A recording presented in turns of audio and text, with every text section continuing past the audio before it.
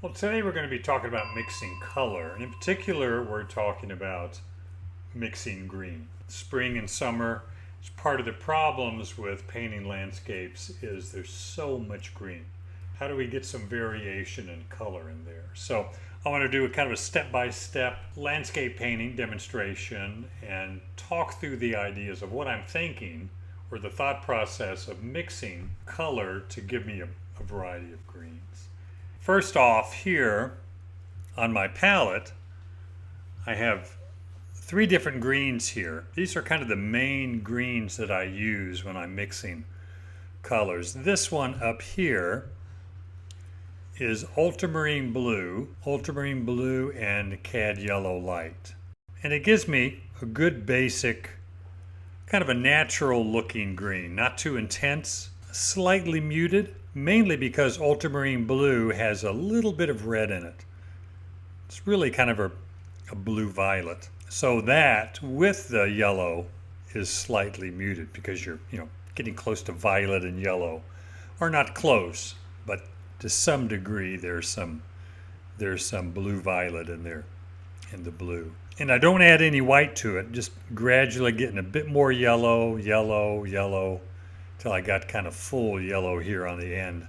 And here I'm adding a bit more ultramarine, more until I'm almost straight ultramarine. So that gives me a nice range of dark blue-green all the way to green, and then getting to yellow-green over on this side. And that's probably the combination I use the most when I'm painting is the ultramarine blue and cad yellow, because it is more of a natural looking green. This one down here is phthalo blue. I've got the phthalo blue right there and the cad yellow. Now I generally will mix that, a lot of it, and tube it. I put it in a tube. I get a large empty tube from Jerry's Artorama or Utrecht, I forget which one it was. And I mix it together, put it in a tube, and because it's just there, it's ready. I don't have to remix it. So I have this in a tube. And again, phthalo blue and cad yellow. And since moving to Georgia, moving on the East Coast, there are more green greens than there is in the Southwest. Southwest, more dry, more of an olive green or reddish green, not so much the brighter greens that we see here. So I find this really convenient to have. So here I have the cad yellow light, the phthalo blue mixed together. Again, no white involved in any of this, just pure color. And then gradually adding yellow till I get to pure yellow, and gradually adding more phthalo blue till I get to almost blue. And that gives me a nice range from yellow, yellow-green, green, blue-green, using phthalo blue and cad yellow light. Then the one down here is this. I have a viridian hue up here. Now technically it's phthalo green. Viridian hue means there's no viridian in there whatsoever, so I could just buy a tube of phthalo green. So let's just go with phthalo green. So this is phthalo green and cad yellow light. And again, I'm adding a bit more yellow here, more there until I'm almost pure yellow. Here's a bit more phthalo green as it gets darker. That gives me a good range there. And you can see the difference in the greens. This is the strongest green. This one's a little less, and this is more muted. And that gives me a nice range of greens. And even with each of these, I've got green, yellow-green, blue-green, of a bit more muted green. And here I have green, yellow-green, blue-green of stronger, and then my strongest green, yellow-green, and blue-green is over here. So that gives me, 9 subtle different color changes, basically based on intensity. I have 3 here, yellow-green, green, blue-green, and then I have them twice again where they're just more intense. And that gives me some color change. If I zoom in, here they are close up, you can see maybe a bit better. But now I can start adding different colors to these, like maybe a little bit of orange in here, red, burnt sienna, anything different to get some color change. Yellow ochre, violet, all kinds of different variations just by pushing a color slightly one way with another color. But I have to be careful. Like if I add, let's go to one here. Here I've added alizarin crimson to the yellow green of the ultramarine blue and cad yellow. Now I have to make that alizarin crimson the same value as the yellow green first. If I add a real dark alizarin crimson to a real light yellow green, I'm going to get a totally different color than what I expect, because the dark alizarin crimson is just going to change the value too much. And it'll look kind of heavy and muddy.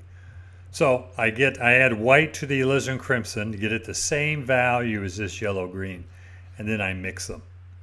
And again, I have a range here of going this way to where it gets more and more alizarin, or this way where it gets more and more yellow green.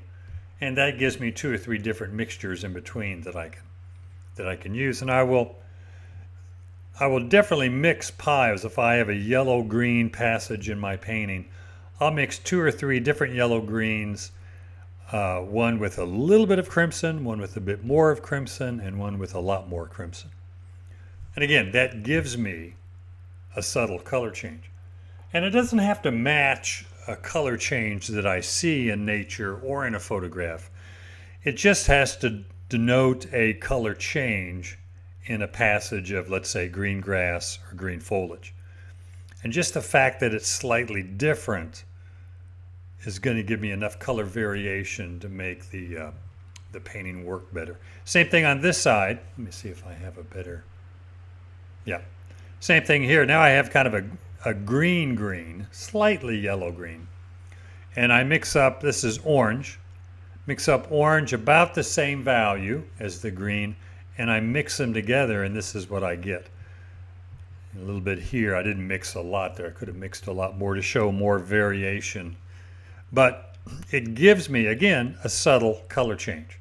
Or it can be real subtle, like in here, or it can be quite a bit of a change, like there.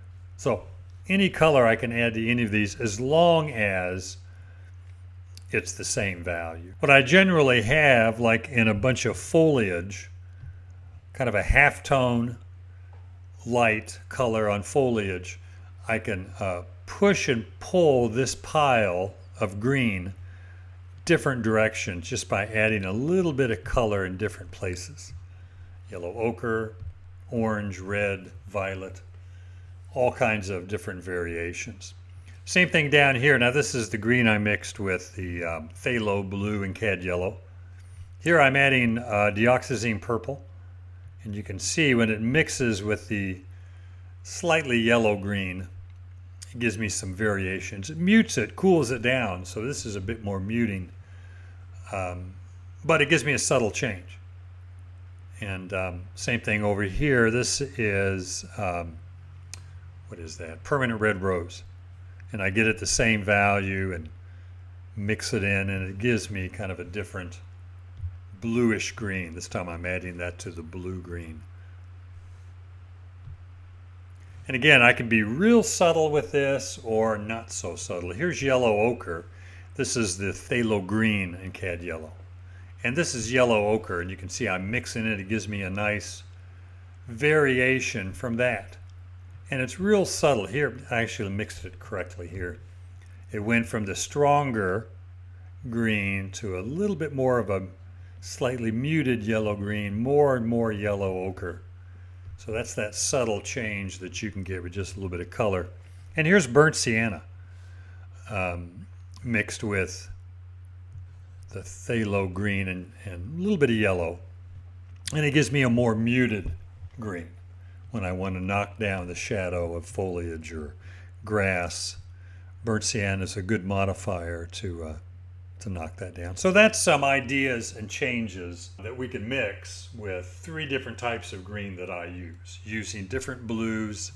Same yellow though. And this, I could also include yellow ochre in phthalo blue, or yellow ochre and phthalo green, and yellow ochre and ultramarine blue. And that gives me a different green as well, because yellow ochre is an earth color. It has It's yellow, but it has a little bit of blue and red in it. So it would give, again, a different green. One that's a bit more muted than with the cad yellow. Now this is the subject here. This is outside my studio. A little hill here in the afternoon. Nice sunlit areas, nice big dark and light areas. A lot of contrast to work with, but it's all green except for the blue sky and the tree trunks here that we laid down. So first thing I want to do, I toned the canvas. Since it's green, I could tone it red, and the red would give some nice variation. But I toned it with kind of a blue and alizarin crimson, so kind of a bluish violet, and then drew with that. Again, it'll just give some variation when some of this shows through the greens that I'm going to put down. So a simple drawing, a few lines just separating the planes, different shapes. I want to be careful too that I emphasize the idea that this is a hill. And not just one, but I got 4 hills here. They're not straight across at all. Very rounded. And the more I emphasize that, the more form that the landscape is going to have. Straight lines here would just kill everything. I mean, it would have a boring, nothing look to it. So this gives the landscape more of that roundedness, that we do live on a rounded earth, not a flat one. So after the drawing, I want to block in darks. And a lot of times I'll just do that real thin just to establish the shape. Just kind of scrub them in. I don't wait for any stage to dry. And now the lights. So I went to kind of a blue-green for the shadows to more of a yellow-green for the lights. Now, on this computer screen, it looks pretty yellow. It's like I used straight yellow, but it was a yellow-green. And then I have a blue-green in the distance. Some blue-green back in here because they're going to be further back, so I want them a bit bluer. So I'm using 3 greens right away. Blue-green for shadow. It's cooler, darker. Yellow-green for the light area. It's lighter and warmer. And then some yellow-green or blue-green for the distance to make it recede and go back. So there's 3 different greens. Now I need to break up those areas as I move along. And this is my shadow greens, mixed up subtle changes. This is probably the phthalo, blue, and yellow with a, well, no, it isn't either, I'm sorry. Probably the ultramarine and a little bit of yellow. This is probably ultramarine, a little bit of yellow and some orange. And just a little darker version. This is probably the viridian, the phthalo green, and a little bit of cad yellow and orange. So here I'm using either green, yellow, and orange or blue, yellow, and orange. But in all of these, the blue is dominating. I'm just adding a bit more orange or a bit more yellow in each pile to give me some subtle changes. Because I can see in some areas where it's a bit more blue-green in the shadow. This has a bit more yellow-green or yellow-orange-green in the shadow, a bit lighter. So I want to look for those differences to come up with a variety of greens. These are my darker shadows that, again, if we look at the reference, these darker shadows in here, just start them a bit darker. And then these lighter shadows have a bit more yellow and orange in them. So it helps to kind of sort through that. So here I'm having more yellow and orange. This is probably the phthalo green. This is ultramarine blue, yellow with some orange. And this is the phthalo blue and yellow, a little bit of orange. You can see the orange there. And I just blend them up with a palette knife so that I can have a bigger pile and constantly keep my brush loaded, or palette knife. I block this in with palette knife a little bit first. So After blocking it with brush, I'm coming back with palette knife for some of the lighter shadow. These foreground trees are a bit warmer. And right now I'm just thinking filling in shape and trying to make some of the greens recede by going bluer, and some of the shadow greens come forward by adding some yellow orange in there. Really haven't worked much in the lights at all yet, just trying to get the darks established. Now here's the lights. So this is the grass foliage. And I want, this is distant grass.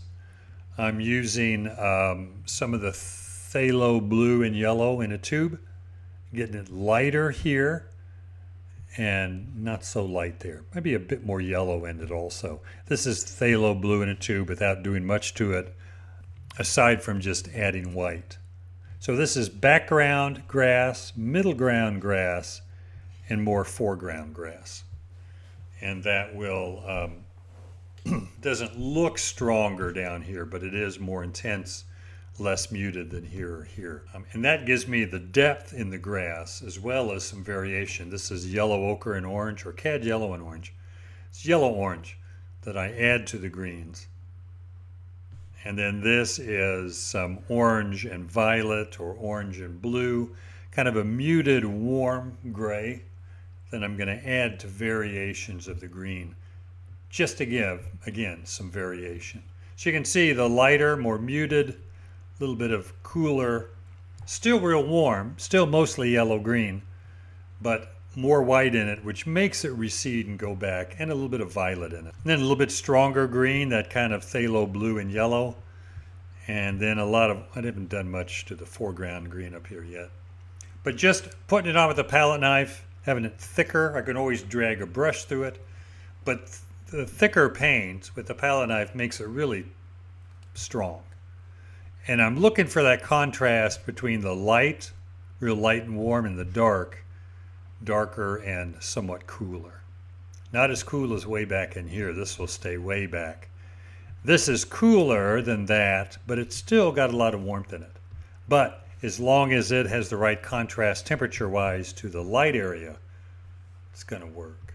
A little bit of close up. Again, you can see the thickness of paint. Just don't be too hesitant when you start blocking in. Really attack it, because you can always scrape, and when you scrape your painting, you will still have the drawing, the value, the color. You'll just have more room to lay down paint without a bunch of wet paint underneath. But I like the way the paint interacts when I blend it thicker. Like in here, I've got 2 or 3 different colors, all the same value, so they stay in the shadow, but it gives me some nice variation. Also getting some violets in the shadow. And that's caused from just different color grasses, some dead grass, some dirt showing through. And I want to just see it as color, subtle color variation. And you can see kind of the toned blue showing through. A lot of it, that blue-violet showing through. It kind of offsets the green a little bit. And the lighter yellow-green, more white, which again cools it a little bit and makes it recede into the background compared to the middle ground and foreground. Blocking in the shadow here, getting some thicker paint in the background, more blue, blue-green, more with the ultramarine blue and cad yellow and the phthalo blue and cad yellow. The viridian, or the phthalo green and cad yellow, is just too strong for back in here. And I'm still thinking just fill it in. I have to get things filled in, adding more violets into the green, mainly just to get some variation. When I see color variation in the reference or in my subject, it doesn't mean I have to match that variation exactly. It just means I needed to show some variation, which will make the painting look more refined. Color is just a choice. It's the subtle changes that I'm trying to show. More mixture of shadow, but you can see I'm blending just things together. Some with the brush, some with the palette knife. Really bluish green with the phthalo blue and cad yellow. This is probably more the phthalo green and cad yellow with some violet and a little bit more yellow in there. So getting some subtle color changes just by blending right on the palette. But I don't blend it flat all the time. I let some of that streaks of color show through, which is somewhat accidental. You can't control it, but that's what makes it look kind of nice. I do want to make sure I don't have streaks of white in it because that will kill the color. So don't have streaks of white. And again, you can see I'm dragging the brush through all the piles to come up a different subtle value, or not somewhat value, but mostly just color changes. Going more yellow, yellow-orange, yellow-green, to kind of green, to yellow-green, and some cooler stuff to make things really recede. And now I've got everything blocked in. And I'm taking a brush to some of the palette knife strokes, not all of it. And that way I can push and pull the paint around. But if it's not thick enough, it's not going to have the right look. So I want to pile it on first. And I can put my paint on real thick at first, as long as I have the big simple shapes and values separated.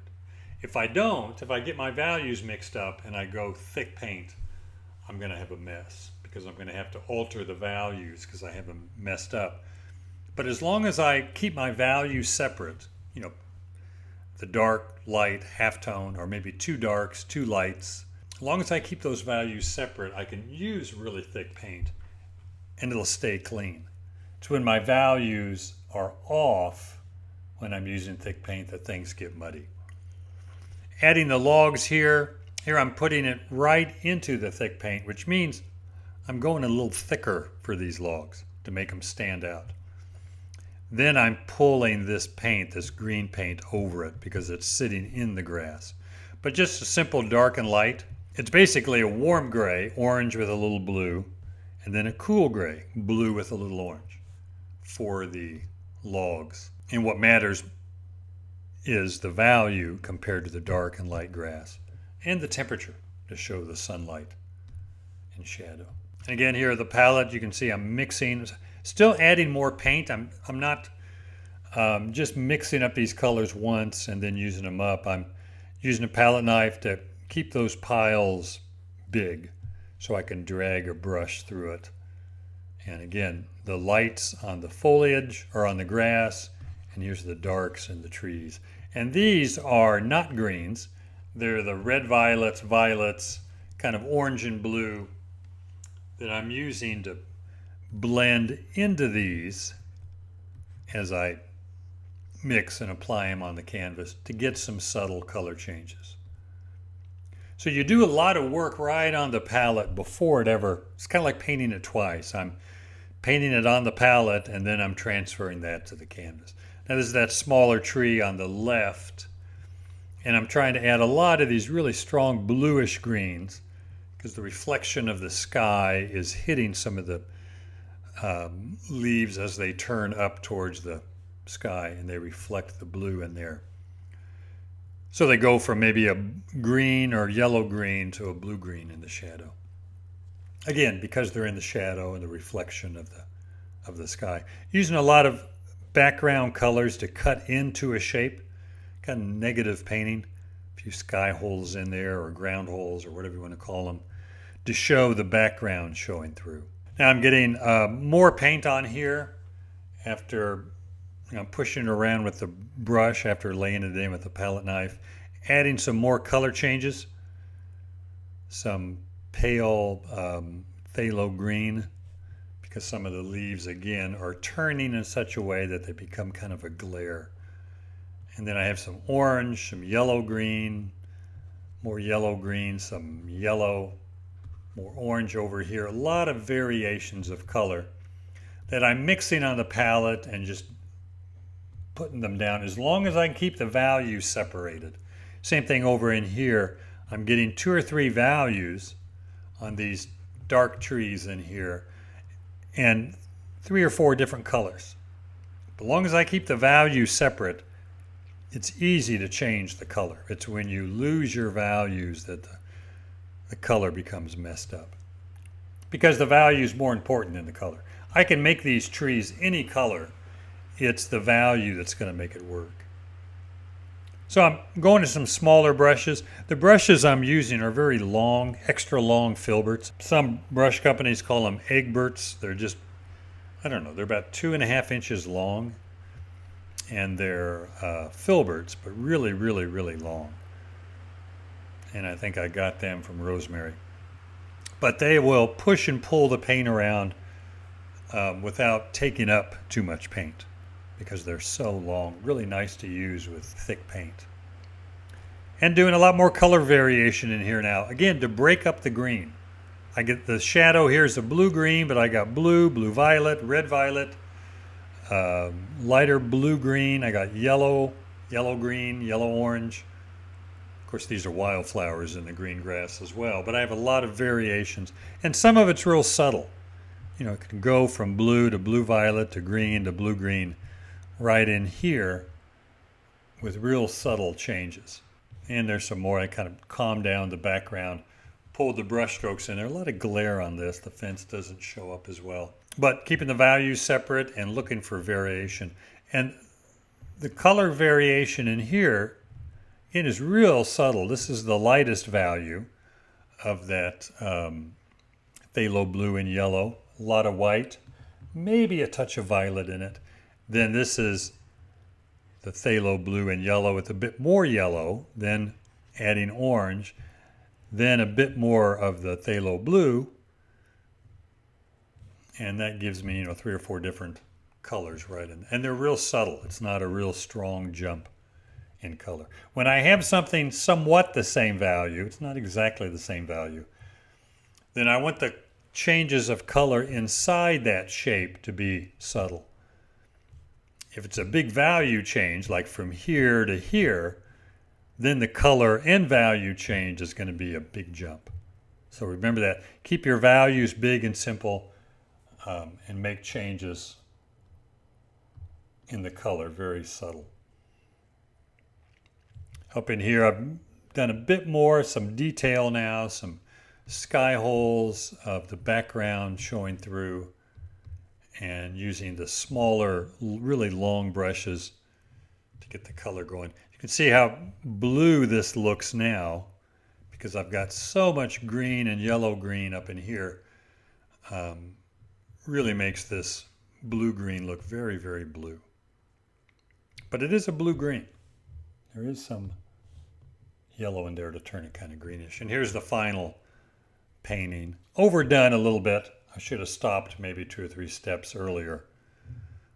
But trying to show the light, and I think I captured the light. Have a lot of variation. I mean, this is a green landscape, but a lot of variations of green, especially back in here where I added a lot of violet and red to the blue, green, and green to make it more muted and a lot cooler compared to the foreground greens. Well, that will do it. I hope that was helpful. And if it was, don't forget to like and subscribe. And if you want to see more about mixing color, watch this next video called Developing Your Own Color Sense.